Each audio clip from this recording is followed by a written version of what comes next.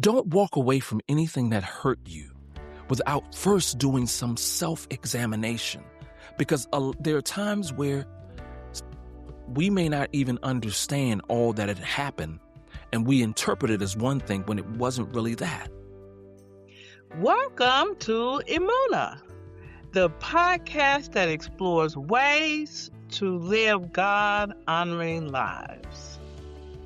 For many believers, the church has been a place of worship, fellowship, and spiritual growth. But for others, it has also been a place of deep disappointment and profound pain. Perhaps you trusted a pastor who abused his authority. Perhaps private struggles became the subject of gossip.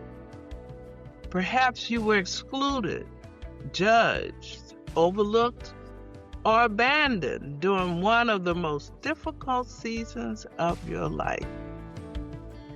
When the hurt comes from the very people who represent Christ, the wound can cut deeply. It can leave us questioning not only the church, but our faith, and sometimes even God Himself. Hello, I'm your host, Dr. Tamara Henry, and our guest is no stranger to Emunah.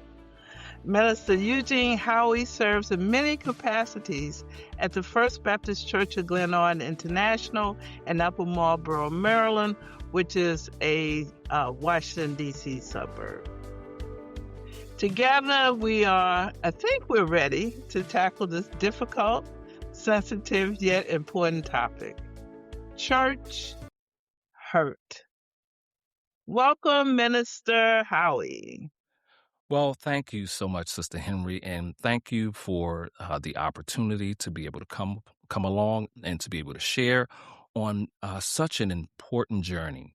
And so, and hopefully that by this and through it, that people may get clarity and help and even some wholeness and get some understanding, because I think it is a very deep topic. And so thank you so much, and I look forward to what's ahead. In this two-part series, we will first explore what church hurt is, what it is not, why it happens, and why it affects us so profoundly. In part two, we will explore a biblical path toward healing and restoration. If you have ever felt wounded in the house of God, this conversation is for you. People use the phrase church hurt for almost everything these days. Someone leaves a congregation, church hurt. Someone gets rebuked, church hurt. A disagreement over music or leadership, same label. And the more loosely we use the term, the harder it becomes to name the real thing, the wounds that happen inside the very community meant to be safe. Minister Howie, what does church hurt mean to you? How do you define it? So I think you've covered it really well, because it for me, it does. It has a meaning that is subjective. It is local to that person's experience, because there's a reason in each and every church. There's a reason that people are there. And when something happens, something that disappoints you, it is just as simple as the sound. If it hurts you and it happened in that place, that is the simplest and broadest definition, but that's what it is, because what's the thing we call our churches? We call it, that's my church home. That's the only other place we use that term. We don't use my work home, right? We don't use my car home. We don't use that in any other place. We only use it, that's my church home. Now, there is a saying that says, home is where the heart is. So then if the home is where the heart is, at the very same place, that means It is exposed and it is vulnerable. And if it's exposed and vulnerable, then it is available and accessible to be hurt. So church hurt can be any number of things because of what the church means to so many people. And so if it's your home and you grew up there and your family's there, you when you really think about it, that is a home, right?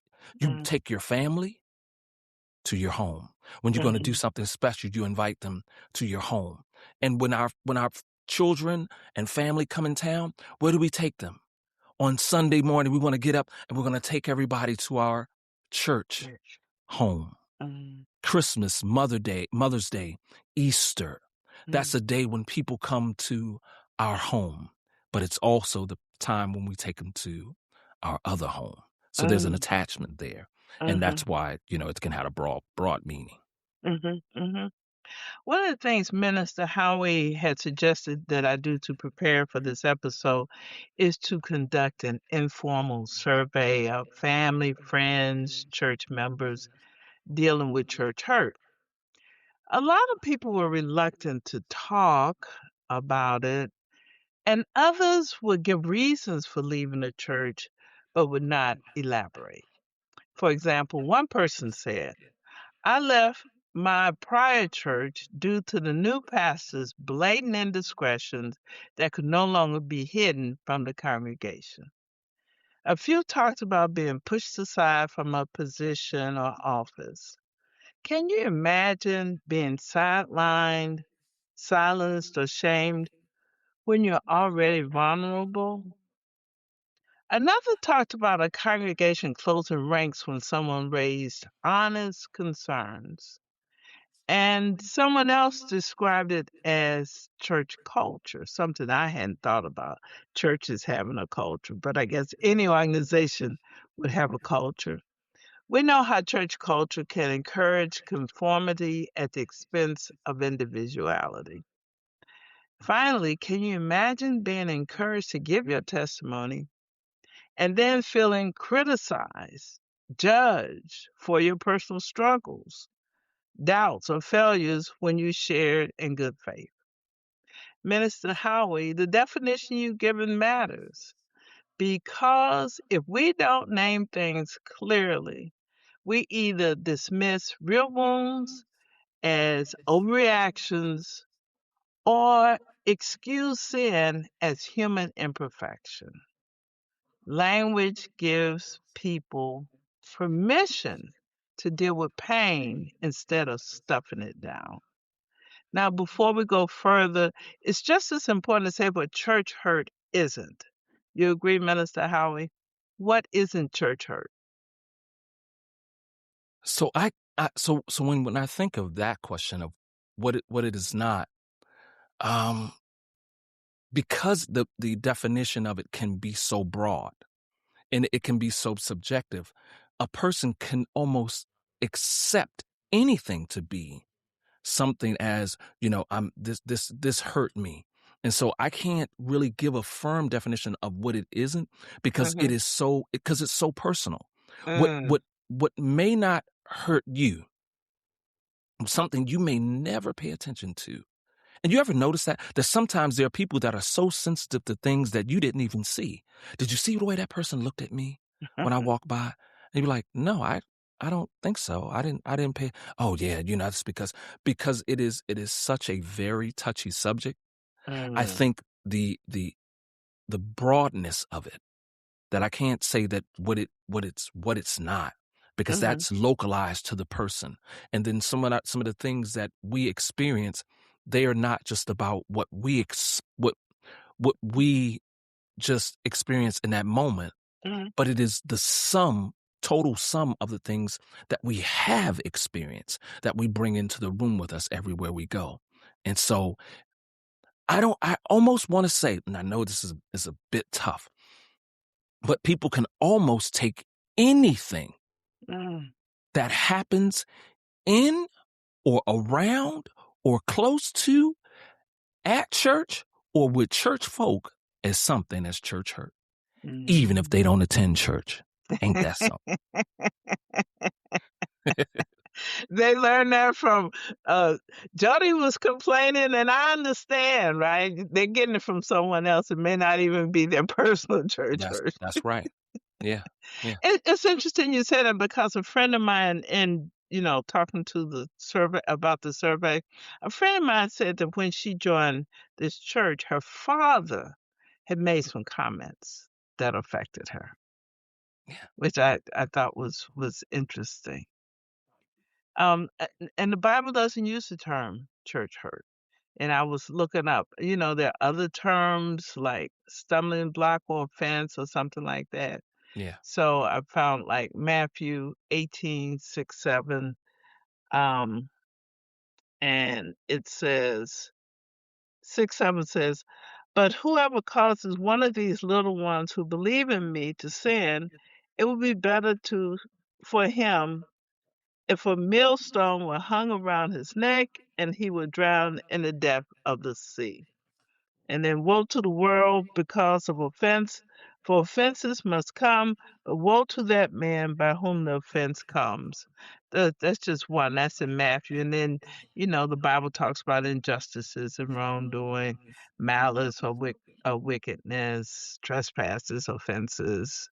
Um, So but in a way, the in some of the words you will hear the stronger language, malice, uh, offense. But it can really be much more subtle than that. It can almost what people consider to be church hurt, it can be something so very subtle as because someone can do something without malice. And mm, it doesn't mean that a person won't accept it as malice. Because there's two perspectives. There is the person who is the offender mhm, and the offended. mhm, And the offended often doesn't get, the Bible also tells us, in all of our getting, get understanding. And a lot of people walk away from situations and circumstances, and the one thing they walk away without is it's understanding. understanding. They will be offended, they will be hurt, they will be angry, they will be I'm never going back to that place again. But the one thing they won't get is understanding. Because Mm, some of the things that happen in places are mainly misunderstandings. Now, I know some of the things that when people lay out church hurt really hurts deeper the deeper you go in. mm, So if you just occasionally attend, the hurt is not as deep as if you are in leadership, or you're a part of the deacon board or the trustees or a missionary. The deeper you go, the hurts at the level of the depth that you're in. wow. Mm, And so a lot okay. of people will walk away from churches after having been in the inner circles and will say, you know what? I'm done with church because of what they saw once they got on the inner circle, or what they experienced, or the way they interpreted the experience. Because some of it is not always what you experience, but it's sometimes the interpretation of the experience. So So, what distinguishes church hurt then from ordinary conflict or disappointment? it is really about the people and the place. Okay. Because if it's a person at work and they offend you, you understand that, because that's a place where you expect it to happen. It's okay. It's common, right? Because when you find people at work, everybody come from all different walks and backgrounds and places. And so they have different belief systems and different understandings. So, and if you find someone out in the marketplace, that person comes from any place in the world. They have different backgrounds, understandings, religions, and all of these other things. So when it happens, when someone offends you there is a more of an understanding, because you look at there's no basis of understanding. However, in a church, that's a bit different, you have an expectation at church that you don't have anywhere else. Yeah. So the beginning of disappointment is establishing an expectation. And so in that, the church, the preaching, the teaching, and all of those things establish an expectation. Love God, love people. That's so if I just hear those words, love God, love people, I'm people, I qualify for love. And now there's the expectation that when I come into this place, that's what they do there. Love God, love people, I qualify. And the hurt is when something that doesn't feel like love. And when it don't feel like love in a place that has the expectation, there's disappointment. And disappointment, there's hurt. Wow. And what's the difference then between church hurt and spiritual abuse? Oh, now listen. So because when you use the word abuse, there is an intent behind abuse. Because abuse is not just accidental or unintentional. It is to the degree that where a person is knowingly doing things that they know is not helpful, beneficial, or causing the person to grow. And so there's the difference between the two is abuse is the abuser knows, right? So the abuser knows that the path or the action, the activity, they know that it's wrong before they start down the course. So if you look at it, child abuser, they know that it is wrong to abuse children, right? Domestic abuse, they know it's wrong. So spiritual abuse is no different. It is the person knows that it's wrong and proceeds down the course anyway. Wow. And then what about hypocrisy? Oh, well, that's so hypocrisy is a great word, right? So in its very Greek meaning, the Greek word hypocrisy is the same word through which we get the word actor. And it is the best depiction of it is to put on a face. And so in putting on faces is one of those things that hurts people because, at church, people put on faces. That at church, it could be glory, glory, hallelujah. But in the street, they may never even speak to you. Yeah. You see? And so that is, oh, wait a minute. That's the same person. So if I see you in the street, but I see you at church, you're two very different people. That means the moment you start to go into the church, you have to fix your face. You have to fix your clothes. You have to make sure that people know that you are at church. And so I know I'm going to get in trouble when I say this. It is always funny to me when there's abnormal terms in social spaces. So a lot of times there are people who talk, like if you're in church, they use language they would never use anywhere else.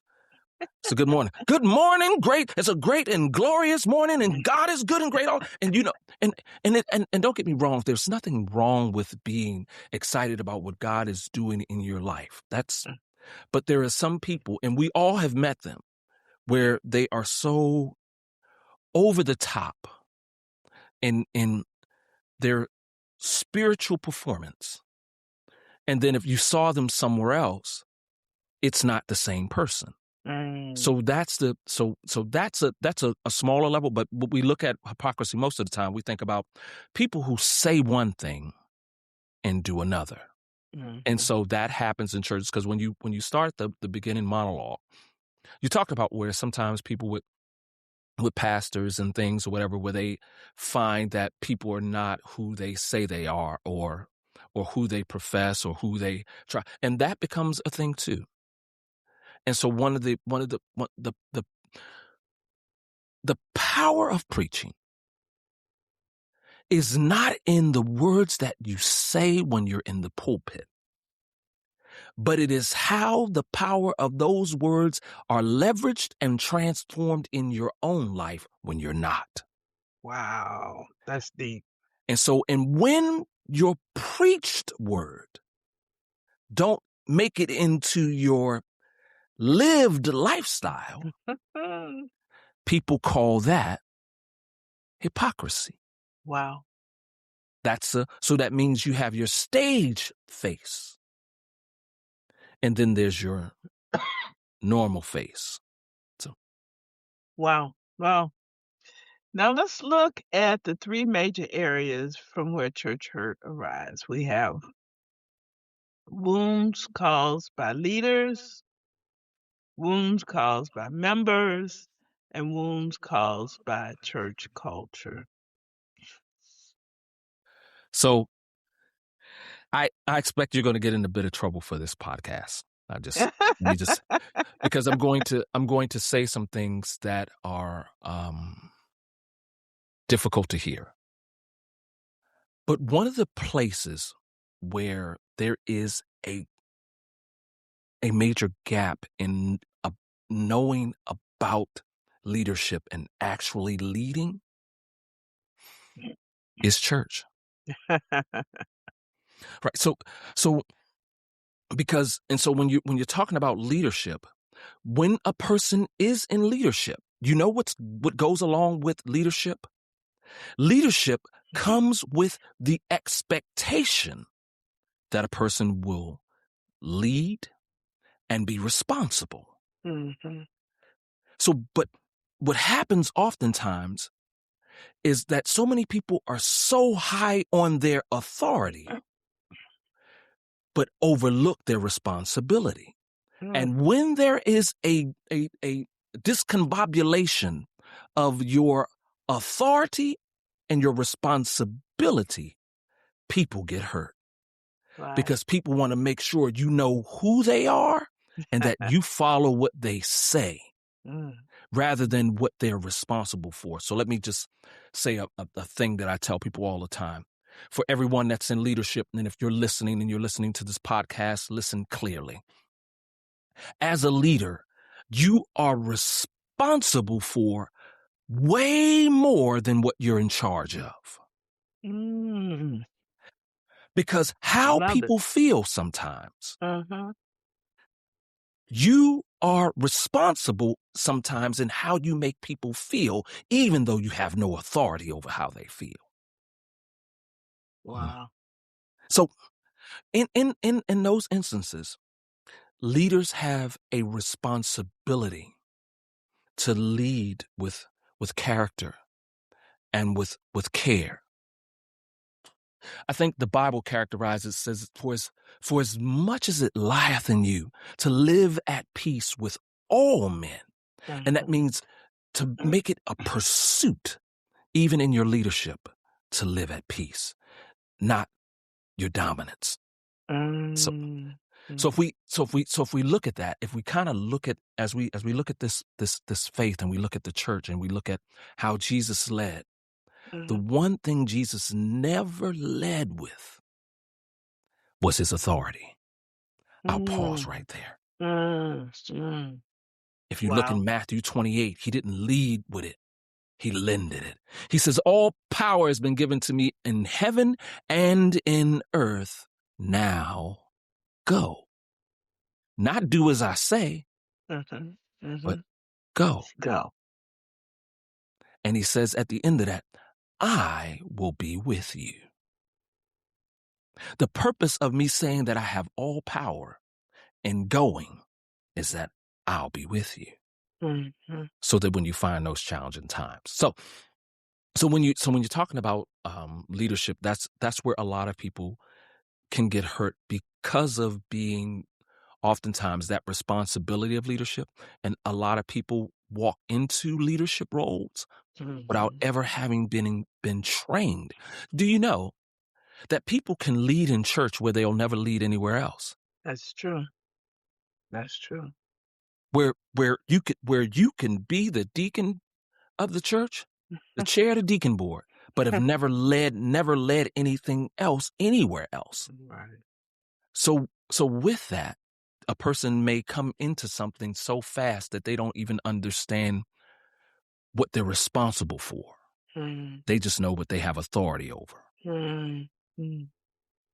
So that's your leaders. Go ahead. No, I was going to say, is that one of the reasons why church hurt is so common? You got so many imperfect people in the building. So it is imperfect people. Now, but I will say this. As we deal with church hurt, we also have to look at it from two sides.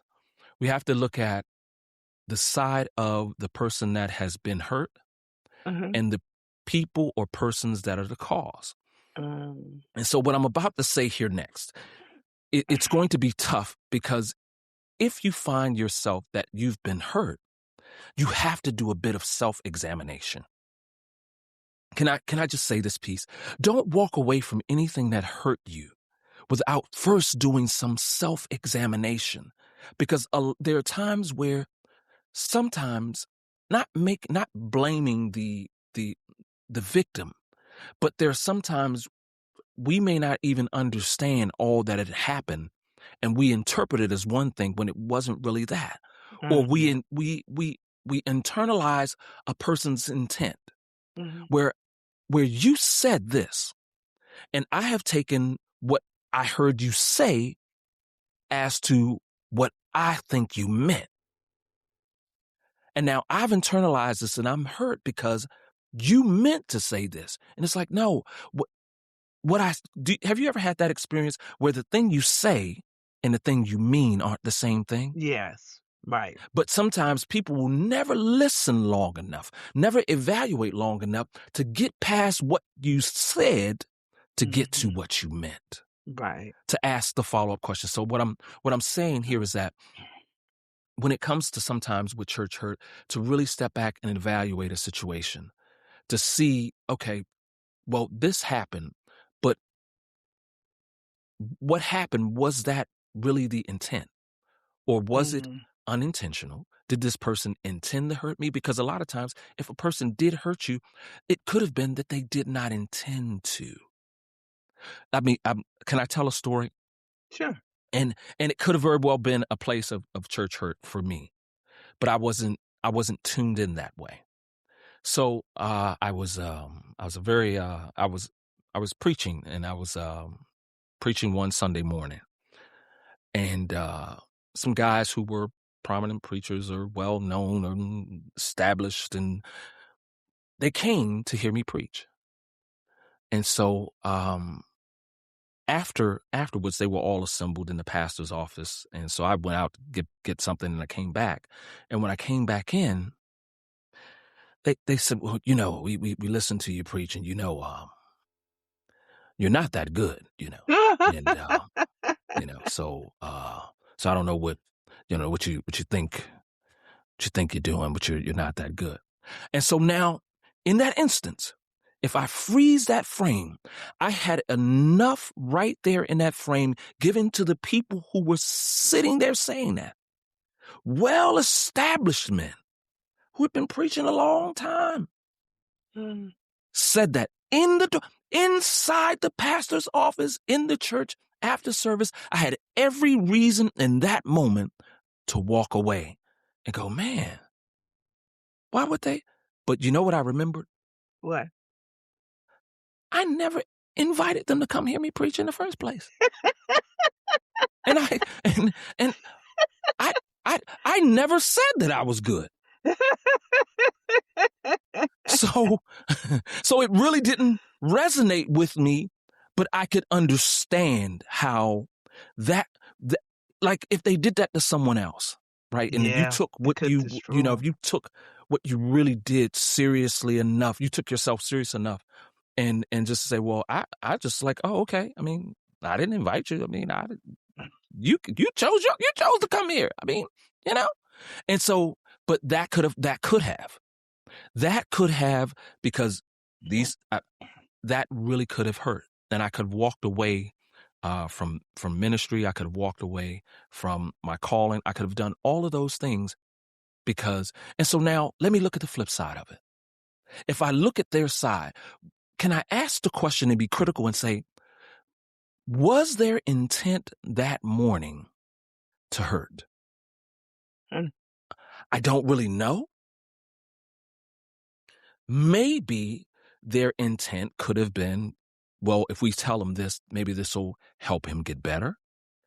But it could have very well been. But I don't know what was their intent, right? And so, but if I judge it and say they were there to hurt me, and they did this to me, and I could tell that story, and I can grab a violin, and every time somebody says, "How aren't you in church?" Well, because when I was going, and I was going preaching, and I was preaching, and the preachers got around, and they all said I wasn't no good. That's why I don't do it.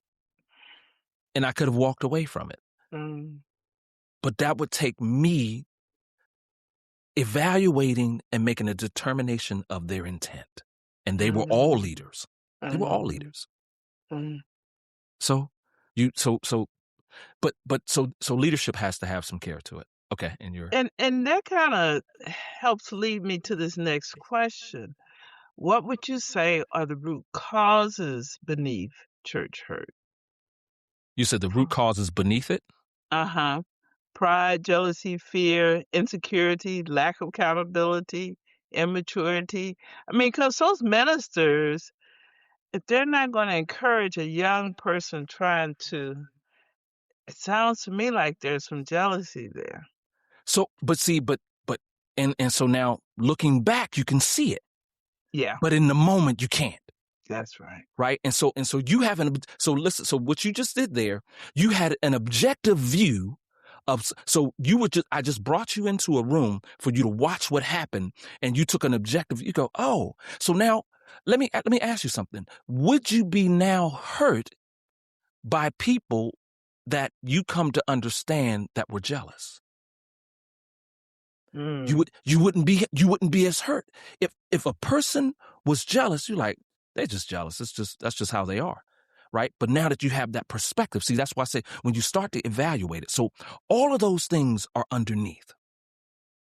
All of those things, because believe it or not, again, you're going to get in a lot of trouble for this podcast because what I'm about to say is a bit inflammatory. Preaching is very competitive. It is a competitive sport. The words are wrapped in humility. But is it competitive? And when you understand that, then you can say, okay, well, I can understand why people can be a certain way. We've all heard it, but we heard it as a joke. I'm telling you, you might have to take this down. You've heard it as a joke, but sometimes when you hear preachers say, I can't let that person come back here. An older preacher told me that when you go somewhere, you don't want to preach too good because they won't have you back. No, and I think about that, right? And so that's why I say it's a competitive sport, because if someone tells you they don't do so good because they won't have you back, but at the end of the day, you do what you're called. So yes, all of those things are underneath. And so what happens is, sometimes when other people are involved in church, or when people come in and they're doing things and they just want to be helpful, it can cause a person's insecurities to flare up. And people's insecurities now turn into a defense mechanism, you see. And so now, I want to come and help you with the ministry. No, this is, I've got everything the way I want it. And because a person is being defensive and they're insecure, you hurt a person, even though their intent was not to hurt, but it was to protect, because they're territorial. You see? And so they may never even know, well, why did that person leave the church? Well, they left the church because they didn't have an opportunity to serve. Well, why they didn't have an opportunity to serve? Because you were so protective, and they thought it was you that they were rejecting, never knowing that you had done that to 100 other people because it was the issue, because it's mine, mine, mine, mine, mine, mine. But Jesus is Lord. Okay. All right. So it is all of those things, because we all bring things into the church. And so, but if I really look at it, it is all, in a sense, immaturity, right? Because we are all maturing. And so maturity essentially is really is us growing out of some things. We all did things when we were immature, but we grew out of them. And so sometimes in church, if I can give somebody a little bit of perspective, sometimes what people have done in church to hurt you, it wasn't about you, but it was about them and having grown out of the things that they were still into. Now, I've taken the different statements from the informal survey and I boiled them down to core categories, and they are spiritual abuse and betrayal, hypocrisy and lack of integrity, gossip and slander, rejection and exclusion, neglect, judgment and shame, division and conflict. Do you like that order? How would you rank these? Well, I would say, I don't know. Lack of integrity is a big one. Okay. Lack of integrity is a big one, because because one of the things that when you're thinking about inside the church and the people in the church, and for people not to be, people can better accept you being you versus you're being something you're not, only for them to find out that, it's okay. It's one thing for people to see you as being humble, but then find you to be mean-spirited. Right. You see, and so people could deal with you if they knew you were mean-spirited one way, because we all do. We all have family members, and if we don't know who that is, it might be us. We got mean-spirited family members. They just mean for the sake of being mean. And you love them because you would just say that's just how they are. Right. But now, if you saw that same person get to church, and now they're it's like, oh, she is so loving. Like, who you talking about? That person? So I think a lack of integrity, especially because, one of the things with churches is finance. And when there is a lack of integrity around money, that's always a big thing. Right. And so lack of integrity. And so that would be a big one. So let me do the big three. So I would put lack of integrity under big three. Gossip and slander. I don't know if that would make the big three, but that would be certainly one, but part of that, gossip and slander implies two things. There is a teller, there is a listener. Matter of fact, it implies three things. There is a teller, there is a listener, and there's a runner. That means there is somebody who is telling the slander. There is somebody who is listening to it. Excuse me. And then there's somebody who is running to tell other people. And so in all of that mix, I think there was someone in our Sunday school class said, hey, if you're not telling me the way in which you're trying to help the person or the situation, I don't want to hear it. So that's that. I would put that in probably the big three. What were the others you had? Spiritual abuse and betrayal, rejection and exclusion, neglect, judgment and shame, division and conflict. Now, division and conflict. Because that is, So that because that's the counterculture of the church, right? So when you look at the book of Acts, one of the things about the book of Acts talks about one of the things that of the early church was that they had everything in common, which means they had unity. And so if there is anything that the adversary will want to cause in the midst of the church, would be the very opposite of what happened in the very beginning.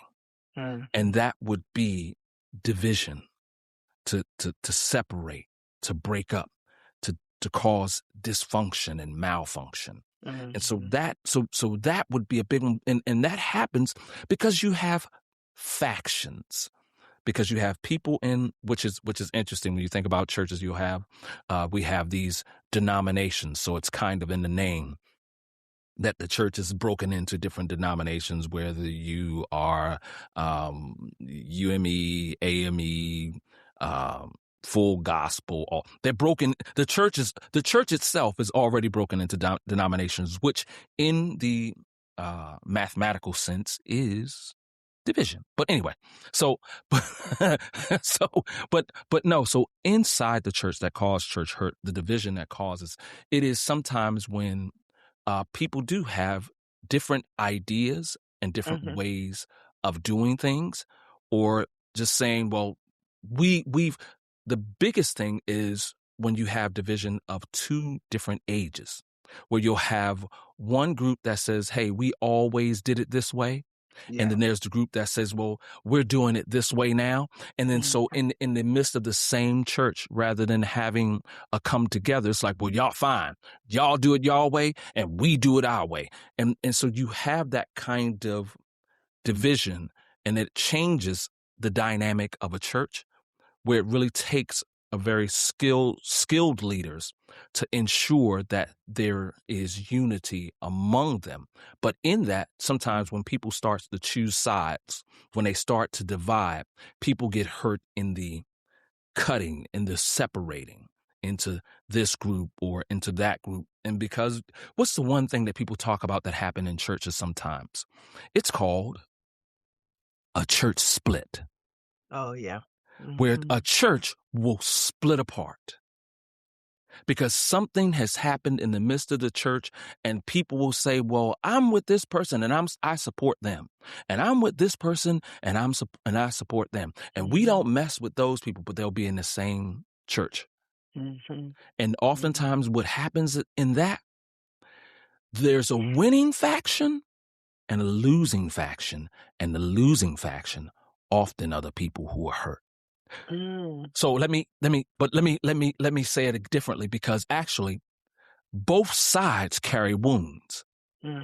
It's just that the other people that are present, it's not as prevalent, it's not as shown as the people who may be what consider themselves the winning faction. So there's a church, and they had a falling out, and some people support the pastor. This is a fictitious church as it is. So that some people support the pastor, and other people, they don't support the pastor. And so the people who are going to stick with the pastor, they stay with him. And the people who don't stick with the pastor, they leave.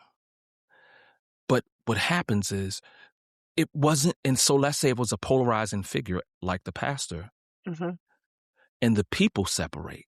The people still had relationships among one another. But they disagreed on support of the pastor. They support of this particular thing. And so that they're both hurt. It's just one more than the other. Now that portion, I can say I've seen that with my own eyes, but I didn't understand what I was looking at. I was looking at a church to come apart, and then there's two groups. But when I see those groups get together, you know why it was so hurtful? Because their kids grew up together. You see? And they were all in the church, and it was like a family church. And when there was a split, people's kids grew up together, and they got to know them. And this person taught this person, and they went to this person, but now they don't see each other anymore, and they don't talk anymore. And when there's something did happen that bring them together, you could almost see the visual hurt on both parties. That I've seen with my own eyes. And I'm like, wow, they're all hurt. And with that, no one has the fortitude to step forward and say, listen, I think we should all get together, talk, and be able to say, I'm sorry. One of the most divisive things that happen in the church, you know what that is? Do you know what it is? What? Especially in smaller churches, the church meeting. The church That's meeting. true. A fight will break out at a church meeting. So those are the kinds, and that's indicative of division and factions clash. Then there's damage and there is hurt. And a lot of people walk away from things never getting healed, and they stay hurt. So those will probably, I know, so those at the top, lack of integrity would be a big one. And then gossip and slander, you said, and gossip, division and slander, and conflict. then the people breaking into factions, which is the division and schism. Yeah. That's good. That's good. Any biblical examples of church hurt? Well, I know there is the possibility, right? There's a place where it could have happened. There was a time when Paul approached Peter. Oh, right. And so because Peter was kind of, had a bit of hypocrisy. He was acting one way with this group and another way with another group. And so then there is then that confrontation could cause a bit of schism. It could cause a bit of division. Then there's Priscilla and Aquila. No, it's I can't remember offhand, but it was like, I am of Apollos and I am of Paul. And and so now there's like, wait a minute, wait. How are you now choosing factions? You see, and so that is a symbolism of a divided church, and that happens more than not when you have. Sometimes you may have. There are some people that other people may really like, and other people like, well, I don't really care for that person, so I don't really come on that day, but I come on this day to support this person and this, that, the other. And so then so those things, even in biblical times, and so what we're saying, there has to be, at some point, there has to be a reckoning where someone is willing to say, wait a minute, even in factions, neither side is right. Because the fact that you have chosen to break into factions is the very wrongness, rather than seeing where is the unity within the gospel, rather than choosing the division that is in the world. Wow. Love it. That's wonderful. That's wonderful. How can church hurt affect a person's relationship with God? So a lot of times it can cause people to walk away from the faith. There are many people that walk away from the faith because of the faith is in so many instances representative by people. And so you go and you see the people, and your people were so nice, or the people weren't so nice, and they were this and they were that. And it was like, when this happened, man, I just left. I don't even want to hear about, because it can affect people's relationship with God, because sometimes people think that the church, the organization, is the same as Christ, the organism.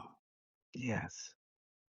And so if we just pull down for a moment to see that the church, the 501c3, the organization, is sometimes very different in principles and practices than Christ, the organism. I think I heard T.D. Jakes said, he said, if Christ was to actually walk back into a church, he wouldn't even understand half the stuff we're doing. So when we think about organized religion and a person practicing their faith, people can kind of make that the organized religion representative, that that God allowed me to experience this hurt, this pain, this mistreatment, these people doing this way, talking one way and being another, doing this and doing that. And God allowed me, I don't even want anything to do with that. And that's the organization. That's not God. You see, Amen. because it, but people can make that confusion sometimes because that becomes so much of their identity. Because when we go back, that's my church home. Mm-hmm. It is not about what church you are in. It is about how much of the church that is actually in you. In you. Wow. And so people can walk away from the relationship because those people represented the relationship, and they're not. But I will say, if I can talk to somebody who has that similar experience, do want to say that God did choose you to go through that experience. Mm. But that experience, every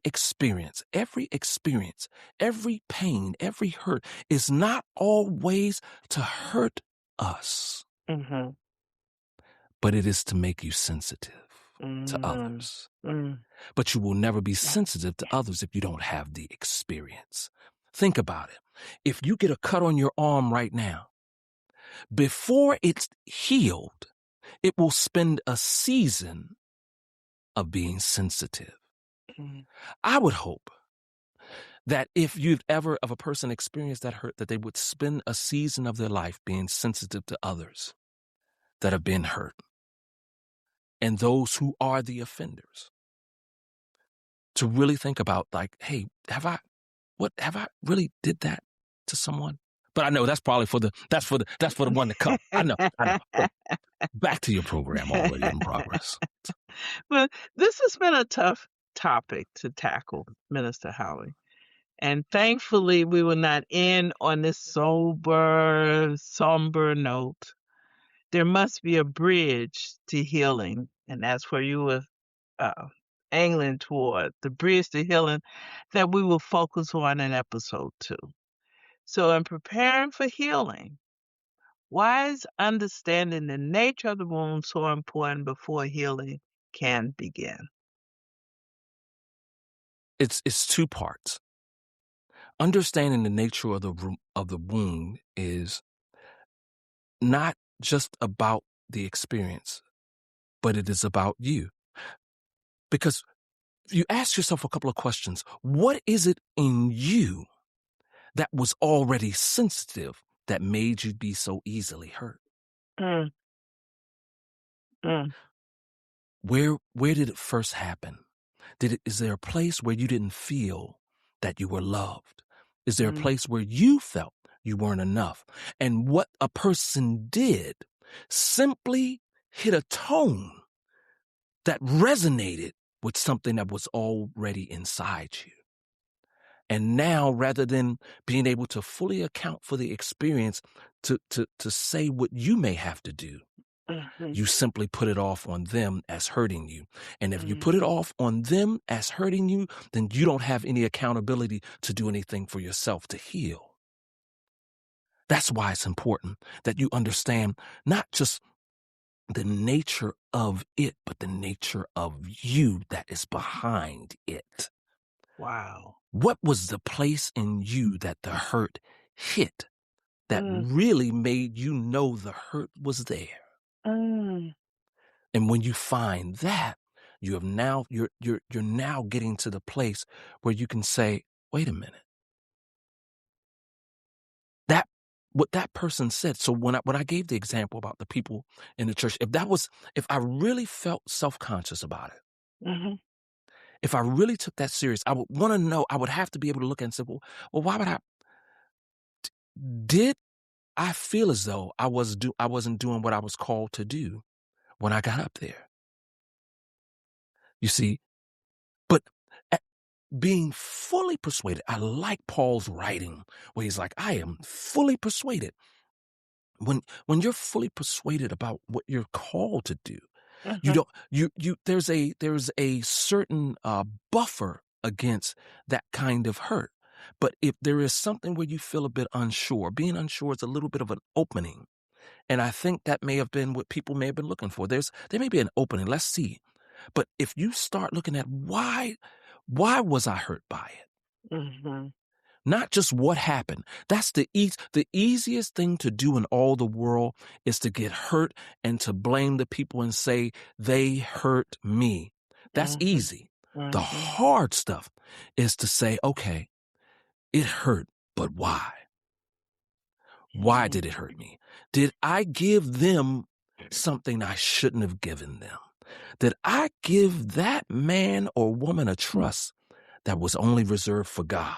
And when they betrayed my trust, because I gave them something that should have only belonged to God, it hurt me because they weren't supposed to have it in the first place. Wow. And it was really trying to show you, hey, wait.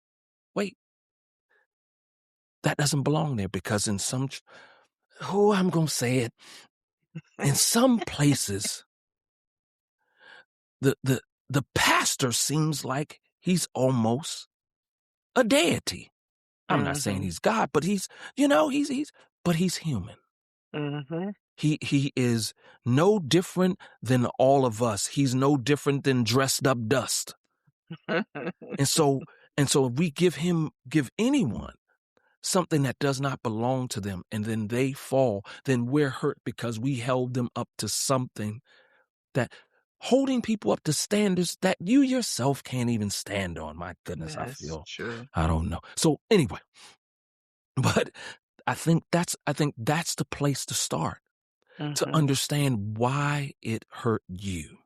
And if you can start there, that's the beginning of the journey, to understand that there is a grave difference between the church, the organization, the 501c3, and God, Jesus Christ, the organism, the living God. There is a difference between the two. And it's not always that the church, because every place that got a cross out front ain't a church. That's true. And so some places with a cross out front, it's a hospital. It's true. And they both have that in common.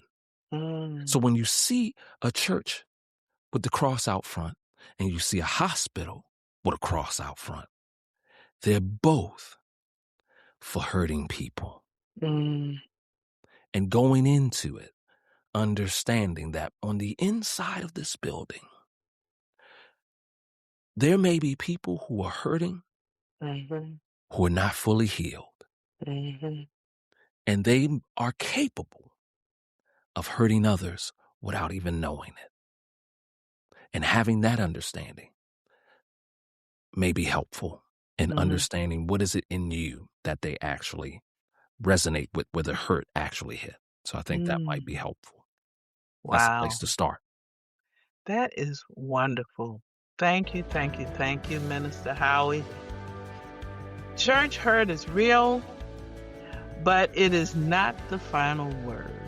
In this episode, we have sought to understand what church hurt is and why it leaves such deep wounds. The failures of people do not define the character of God, as Minister Howie has reminded us.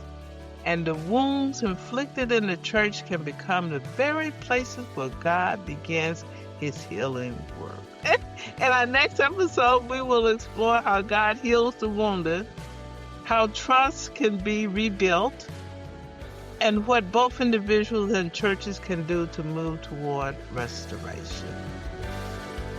And on that note, we say, live in victory.